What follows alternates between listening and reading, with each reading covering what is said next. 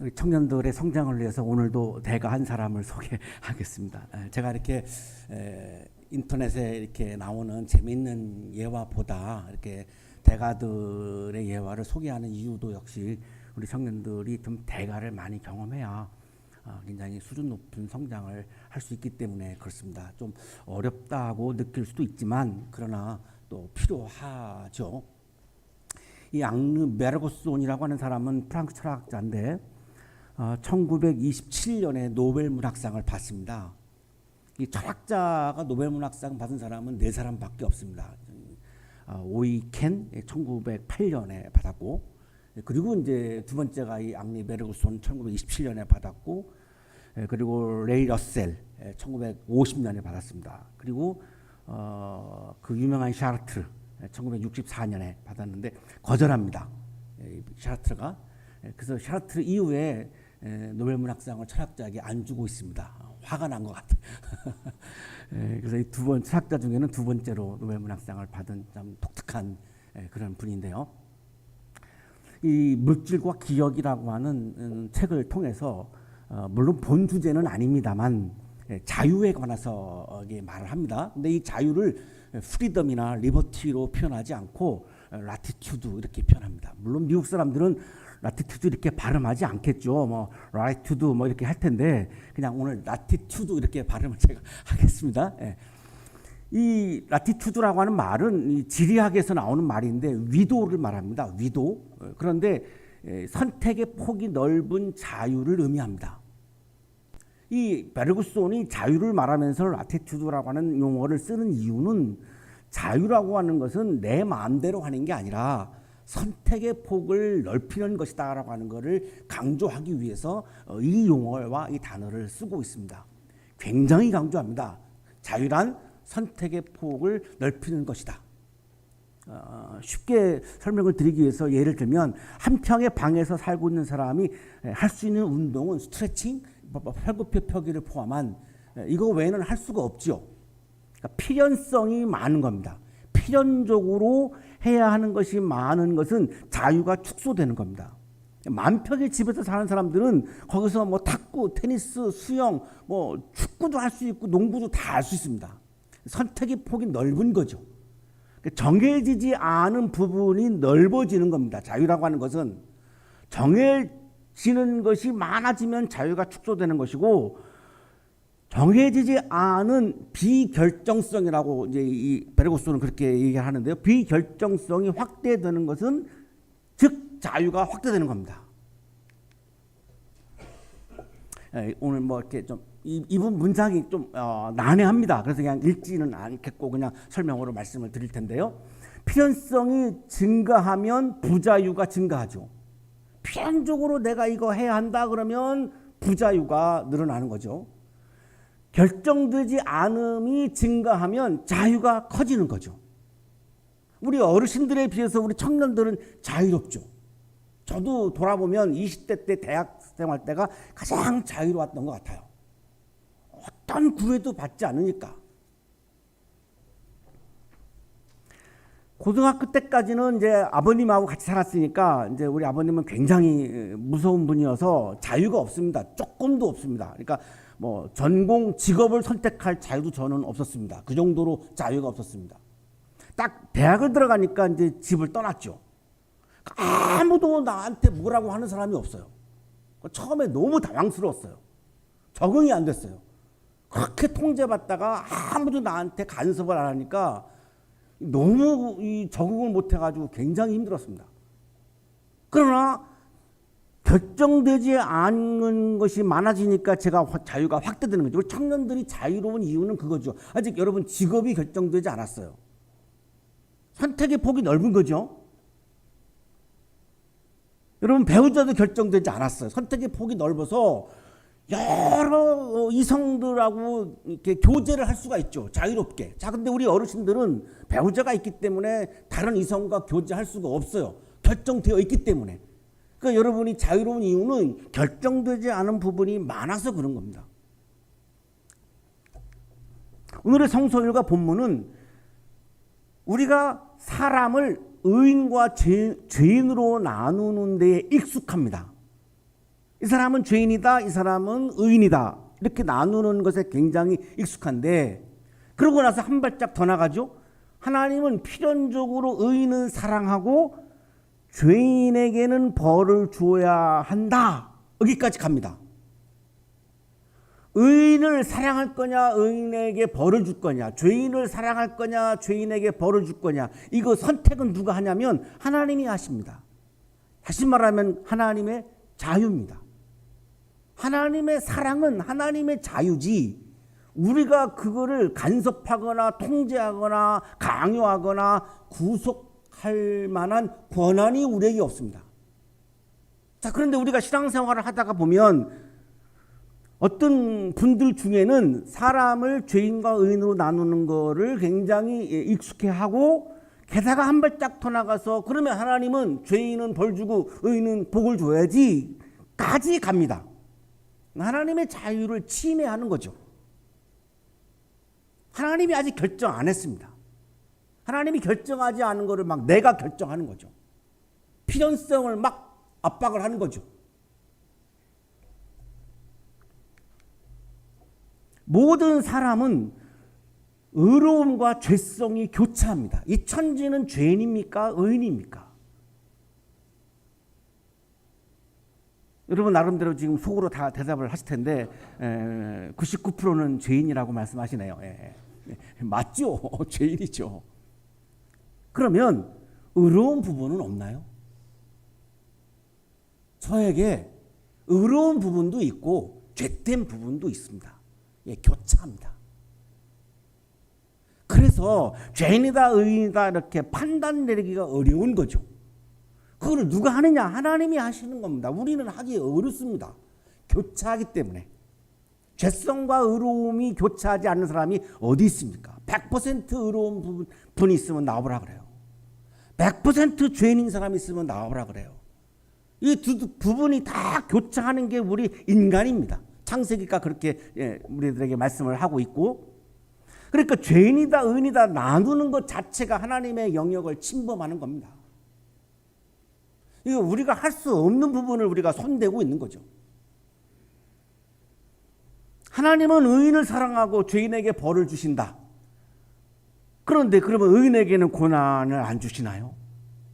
때로는 의인에게 고난을 주시고 그러면 죄인은 사랑하지 않나요? 죄인도 사랑하시거든요. 이걸 어떻게 공식화할 겁니까? 이걸 어떻게 도표화할 겁니까? 할 수 없습니다. 우리 상식으로는 죄인에게는 벌을 주고 의인에게는 복을 주는 게 맞는 것 같은데, 때로는 하나님이 의인에게 고난을 주시고 죄인을 또 사랑하시거든요. 이걸 어떻게 도식화할 겁니까? 할 수가 없습니다. 비결정성이 어마어마하게 확대되어 있는 거기 때문에 우리가 그거를 결정할 수가 없습니다.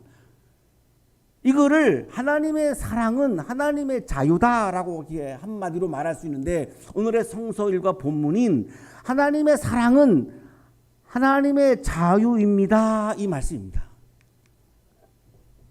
하나님은 인과응보의 법칙을 따르지 않습니다. 우리가 감히 하나님께 인과응보의 법칙을 따르십시오, 죄인은 고난받고 의인은 복을 받고 의인에게 고난을 주면 안 됩니다, 이렇게 인과응보의 법칙을 들이댈 수가 없습니다. 왜냐하면 아무리 그래도 하나님은 그거를 따르시지 않습니다. 하나님의 자유를 침해받고 싶어 하지 않으십니다. 굉장히 자유로운 분입니다. 굉장히 자유롭게 때로는 나에게 고난을 주시기도 하고, 나에게 사랑을 주시기도 하고, 나에게 은혜를 주시기도 하고, 나에게 시련을 주시기도 하고, 굉장히 변화무쌍하게, 굉장히 자유롭게 저를 상대하시죠. 어떤 공식으로도, 사람들이 만들어 놓은 어떤 공식으로도 하나님의 자유를 제한할 수 없습니다. 오늘의 성서에 본문은 하나님의 사랑은 하나님의 자유입니다, 이 부분을 굉장히 강조하는 본문인데요. 우스의 욥이라고 하는 사람이 살았는데, 이 우스는 그냥 에돔으로 우리가 추정을 합니다. 왜냐하면 에레미야 애가 4장 21절에 이런 말씀이 나오기 때문에, 우스 땅에 사는 딸 에돔아, 이런 표현이 나오기 때문에 이 에돔은 이스라엘 남동쪽에 위치하고 있는 그런 나라이고 지금은 요르단 남부로 보시면 됩니다. 요르단 남부에 해당하는 그런 땅이죠. 여기에 욥이라고 하는 사람이 살았는데 욥기를 읽어보면 하나님을 경외하며 악을 멀리하는 사람 이렇게 설명합니다. 의인이라고는 말하지 않습니다. 악을 멀리했다. 참 절묘한 표현이에요.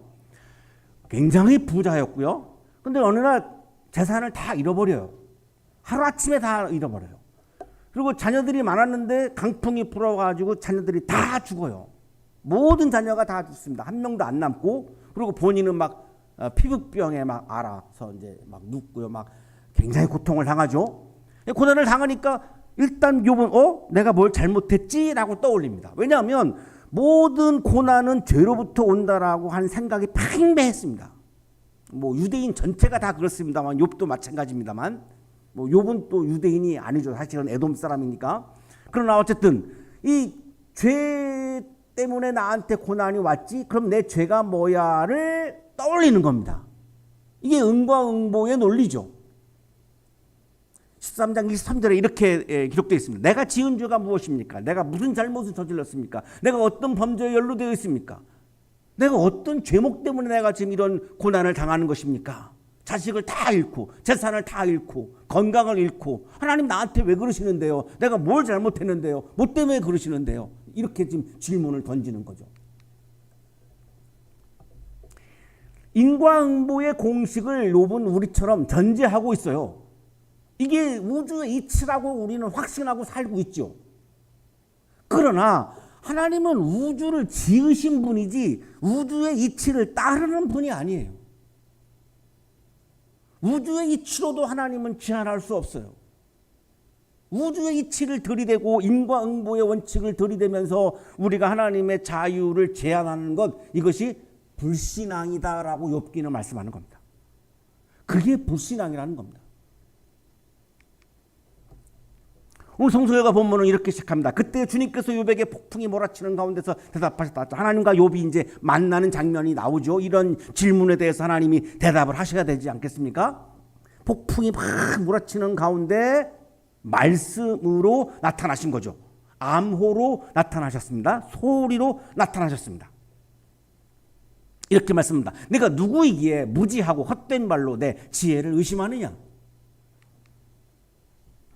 히브리 성서를 직역하면 이렇습니다. 지식이 없는 말들로 도모, 애차를 지속적으로 어둡게 하는 자, 이 자가 누구냐?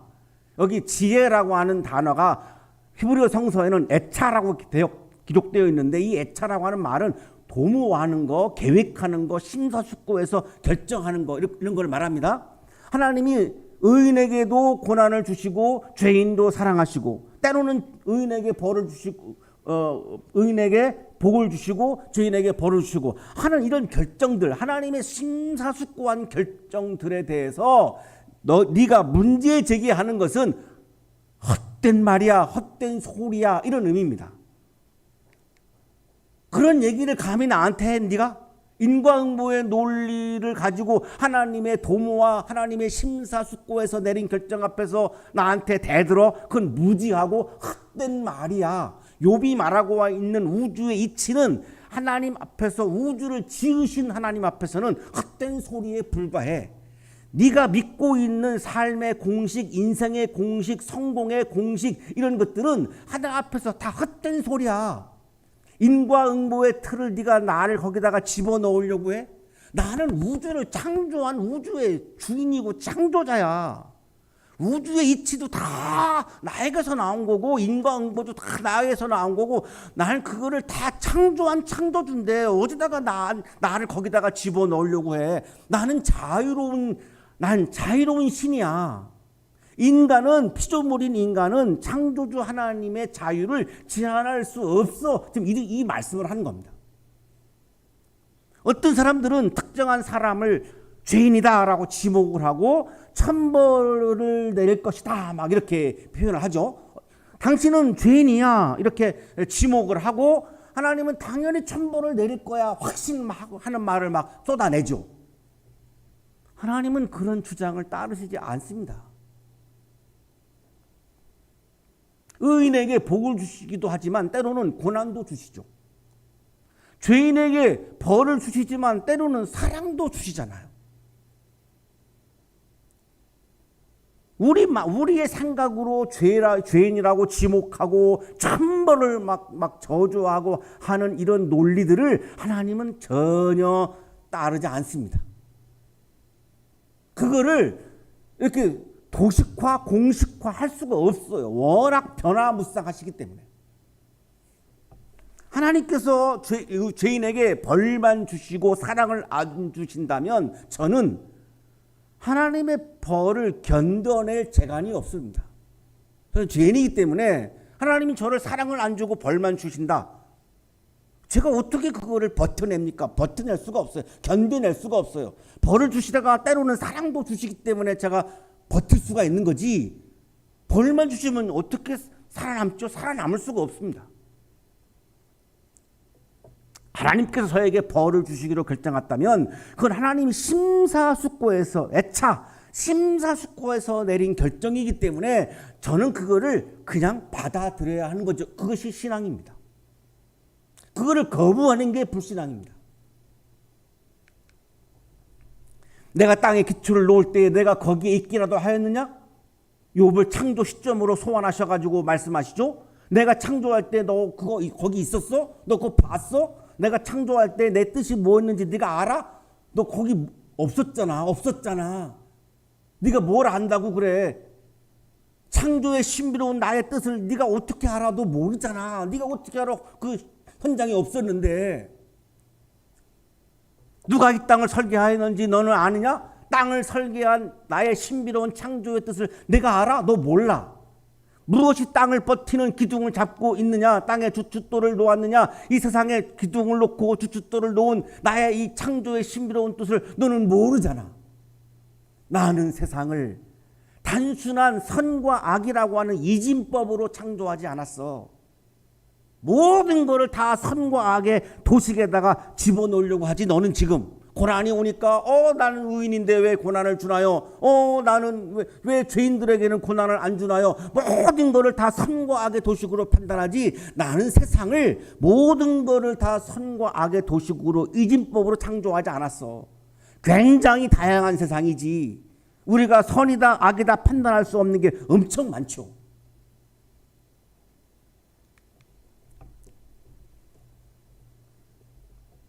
핵이 무기로 쓰여져 가지고 사람을 죽일 때는 악이지만 또한 핵이 엄청나게 우리 인류에게 굉장히 좋은 기여를 하는 부분도 상당히 많죠. 선이다 아니다 이렇게 판단 내릴 수가 없지요. 그러나 욥은 모든 것을 지금 선과 악으로 판단하려고 하는 것에 대해서 지금 하나님은 말씀하는 거죠. 인과응보라고 하는 경직된 법칙, 그것이 지배하는 세상을 나는 창조한 게 아니야. 나는 고난을 죄인에게만 부여하는 세상을 만든 게 아니야. 고난을 때로는 죄인에게 줄 수도 있고 고난을 때로는 의인에게도 줄 수도 있고 다양한 상황 안에서 벌어지는 사건들이지. 그거를 나보고 딱 도식에 넣어가지고 나보고 그냥 그 공식대로 하라고? 그럼 나는 하나님이 아니지. 이렇게 대답하시는 거죠. 구약주석가 김혜권 교수가 인과응보 법칙이 지배하는 세상을 우리가 믿는다면 그건 인과응보의 법칙을 신격화하는 거라고 말합니다. 이분의 문장이 참 좋아서 이 문장을 좀 그냥 읽겠습니다. 피조물의 매력이나 공로 혹은 피조물의 악행이나 허물에 따라 상이나 벌을 내려야만 한다면 그것은 인과응보 법칙을 신격화 절대화하는 것이다. 하나님의 자유를 그 인과응보 법칙 아래 종속시키는 것이다. 인과응보 법칙을 하나님화하는 거다 이 말입니다. 이거 우상숭배라고 이분은 얘기하는 거예요. 그러면 너는 뭘 해야 되니? 욥아, 너는 그럼 뭘 해야 되니? 너는 지금 아무것도 모르는데 뭘 해야 되니? 하나님 딱 정답을 주시는데요. 정말 기가 막히죠. 저는 너무너무 감동받았습니다. 이 7절에 그날 새벽에 별들이 함께 노래하였고 천사들은 모두 기쁨으로 소리를 질렀다. 오늘 성가대 찬양이죠. 하나님 앞에서 우리가 할 수 있는 것은 이 우주를 창조하신 하나님께 기쁨의 노래를 부르는 것만 해야 한다 이 말씀입니다. 왜 이 사람에게는 고난을 주고 왜 이 사람에게는 벌을 주고 이런 것들은 내 소관이니까 관여하지 마. 네가 나를 위해서 할 수 있는 것은 기쁨의 노래, 찬양을 부르는 거, 그냥 그것만 해. 여기까지 이제 읽으면 여러분 좀 가혹하다라고 생각하시죠? 하나님 참 가혹하시네. 그냥 힘들어 죽겠는데 기쁨의 노래만 부르라고. 좀 너무 하잖아요. 너무 몰아치시는 거 아니에요? 이럴 수 있죠. 근데 다른 답이 없습니다. 신앙의 세계란, 영적인 세계란 벌이 오든 사랑이 오든 고난이 오든 기쁨이 오든 언제나 나의 삶의 자리에서 하나님께 기쁨의 노래를 부르는 것, 이것이 신앙의 세계요 영적인 세계입니다. 그래야 감사와 기쁨이 넘치고 감사와 기쁨이 넘쳐야 세상에서 오는 어려움들을 내가 그것을 이길 수가 있는 거죠. 34절로 오늘 성서일과 본문이 이제 확 넘어가는데요. 네 소리를 높여서 구름에게까지 명령을 내릴 수 있느냐? 인간의 지혜로 비를 내릴 수 있니? 너 비를 내릴 재간이 있어 너한테? 하늘의 법칙은 인간의 소관사항이 아니잖아. 인간은 하늘에 대해서 수동적일 수밖에 없잖아. 너는 땅에서 땅의 법칙의 지배를 받고 있고 하늘의 법칙은 땅의 법칙을 지배하고 있으니 네가 어떻게 하늘을 좌지우지할 거니? 너는 비를 내릴 수 없어. 21세기에 들어서서 어마어마한 과학이 발달하고 있지만 아직도 우리 인간은 비를 내릴 수 있는 기술과 재간이 없습니다. 하늘의 법칙은 인간의 소관사항이 아니기 때문이죠. 번개를 내보내어 번쩍이게 할 수 있느냐? 번개에게 네가 명령할 수 있니? 번개는 하나님의 수하에 있지, 내 수하에 있지, 너의 수하에 있지 않아서 너는 자연을 통제할 수가 없어. 그 자연은 내가 지었거든, 내가 창조했거든. 그러니까 너는 자연을 통제할 수 없잖아. 그런데 나한테 자연 법칙을 들이댄다고? 자연 법칙을 나한테 들이댄 네가, 넌 자연도 통제하지 못하는 존재인데 무슨 네가 나한테 자연 법칙을 나한테 들이대고 강요를 해? 네가 감히? 자연을 지으신 하나님의 자연을 통제하지 못하는 인간은 구속할 수 없다는 거죠. 하나님의 복과 하나님의 벌을 강요할 수 없다는 거죠. 하나님 이 사람에게는 벌을 내려야죠. 하나님 이 사람에게는 복을 내려야죠. 이거를 우리는 강요할 수 없다는 겁니다. 그건 하나님의 자유를 제한하는 거니까요.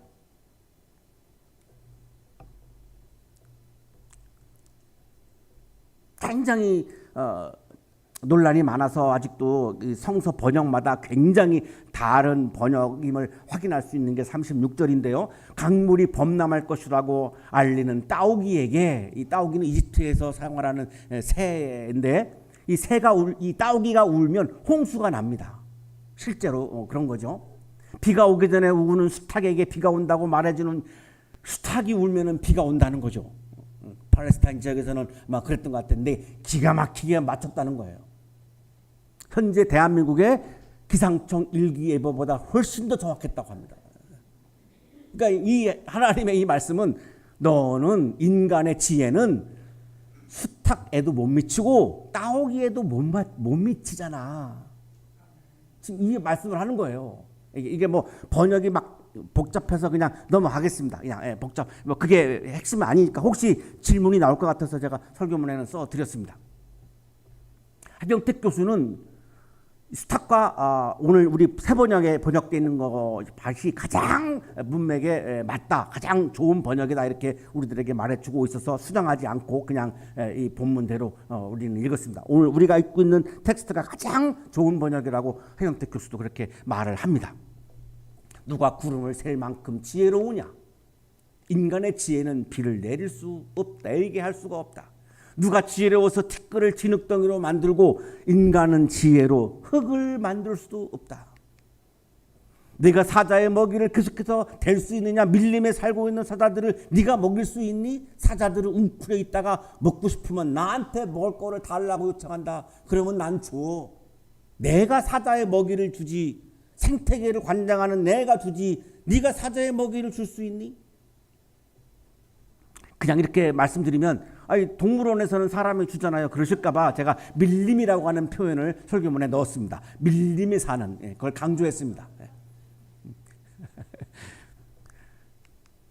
하늘에 살고 있는 까마귀 떼의 먹이를 네가 줄 수 있니? 네가 준다고 까마귀 떼가 먹겠어? 받지도 않아.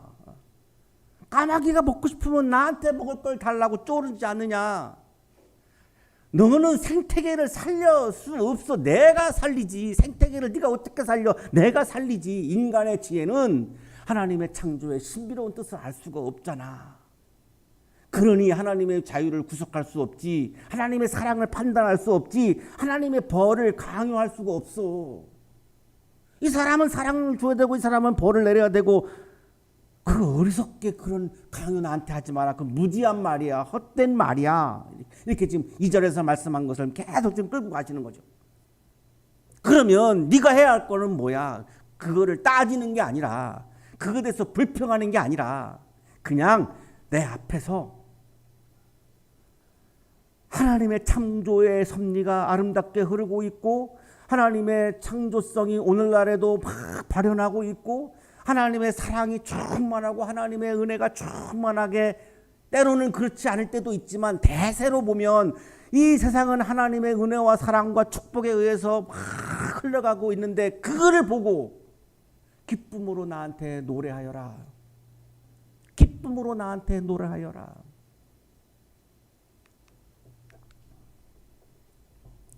예수님께서도 죄인을 사랑하셨죠? 죄인의 친구가 되셔요. 이거 우리의 논리에 맞지 않죠. 죄인은 벌을 받아야 하잖아요. 죄인을 상종하면 안 되잖아요. 저 초등학교 다닐 때 집에서 이렇게 바깥에 주일날 이렇게 외출했다가 갔다 오면 아버님한테 맞았습니다. 주일날 교회를 떠나지 말라고. 게다가 네가 지금 나가면 안 믿는 친구들 만나서 놀다 온 건데 주일날에는 안 믿는 사람들도 만나지도 말으라고. 저희 아버님 저한테 그렇게 말씀하셨어요. 그런 게 팽배한 거죠. 죄인하고는 만나지도 말고 어울리지도 말아라. 근데 예수님은 어떻게 하셨죠? 죄인과하고 친구하셨어요. 인자는 와서 먹기도 하고 마시기도 하니 그들이 말하기를 보아라, 저 사람은 마구 먹어대는 자요 포도주를 마시는 자요 세리와 죄인의 친구다 한다. 죄인들을 만나서 포도주를 같이 나누면서 친구를 하셨습니다. 의인과는 친구하고 죄인은 정죄하고 우리의 그 논리를 벗어나셨습니다. 예수님은 사람을 의인과 죄인을 이분법적으로 나누시지 않았습니다. 그래서 사도 바울도 의인은 한 사람도 없다라고 말씀하죠. 의인은 없다, 한 사람도 없다. 그런데 어떻게 의인과 죄인을 나눌 수 있죠? 의인은 한 사람도 없다고 말씀하는데 나눌 수가 없잖아요. 그거를 나눠놓고 의인에게는 복을, 죄인에게는 벌을 내려야 한다. 이게 얼마나 무지한 말입니까?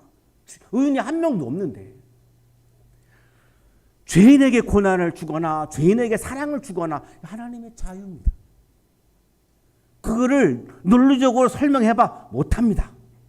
못한다는 겁니다. 이거는 신비의 영역입니다. 논리적으로 설명할 수 없습니다. 하나님, 이 사람은 죄인인데 왜 복을 받죠? 우리가 설명할 수가 없습니다. 사랑하는 한양 가족 여러분, 하나님은 인과응보의 원리를 따르시는 기계적인 하나님이 아닙니다. 내가 의로운 삶을 살 때 고난을 주시기도 합니다. 내가 죄인으로 살지만 사랑을 주시기도 합니다. 하나님은 어떤 원칙과 공식과 이치에 구애받지 않으십니다. 자유롭게 오늘도 나를 사랑하십니다. 분명한 것은 때로는 고난을 주고 벌도 주지만 궁극적으로는 무엇을 위한 거냐? 사랑을 주시기 위함입니다.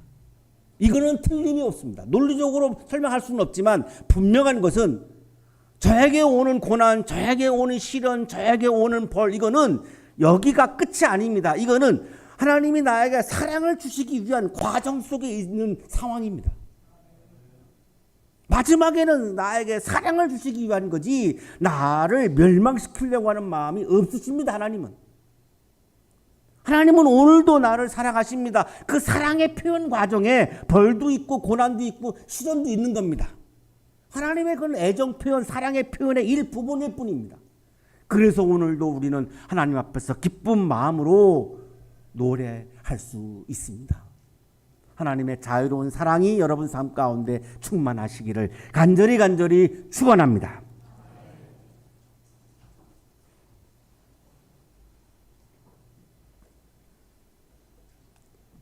부족한 우리를, 죄인인 우리를 오늘도 우리를 어여삐 여기셔서 여러 가지 방식을 통하여 때로는 고난으로, 때로는 시련으로, 때로는 어려움으로, 때로는 절망으로 우리에게 사랑을 주셔서 감사합니다.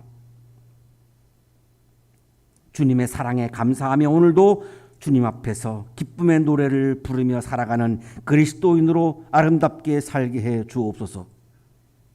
예수 그리스도 이름으로 기도하옵나이다.